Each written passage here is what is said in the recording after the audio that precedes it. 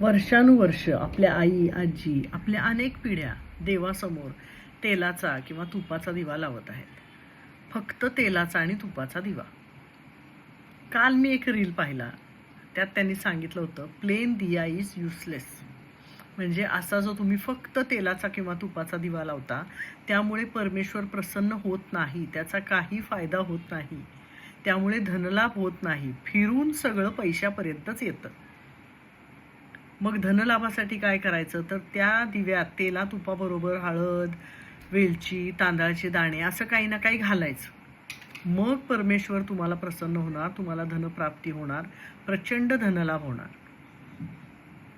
मला अशा माणसांना भेटावंसं वाटतं खरं तर, आणि विचारावंसं वाटतं की बाबा, एवढ्या पिढ्या जी गोष्ट श्रद्धेने करत आल्या आहेत ती लगेच निरुपयोगी ठरली, बिनकामाची ठरली. आणि आता त्या दिव्यात काही काही पदार्थ घातले की आपण डायरेक्ट अंबानी होणार आहे का?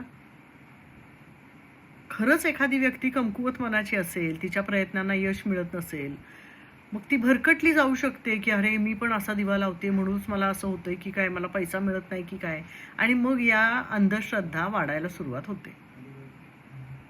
शेवटी तुम्ही दिवा लावा किंवा नका लावू, प्रामाणिकपणे मेहनत करत राहा, कष्ट करत राहा, तुमच्या नशिबात जे आहे ते तुम्हाला मिळणारच. परमेश्वर दिवा लावलाय का आणि दिव्यात काय घातलंय हे पाहत नाही. परमेश्वर तुम्ही प्रामाणिकपणे सचोटीने काम करताय का, कष्ट करताय का हे पाहतो. हे या लोकांना कळत नाही का?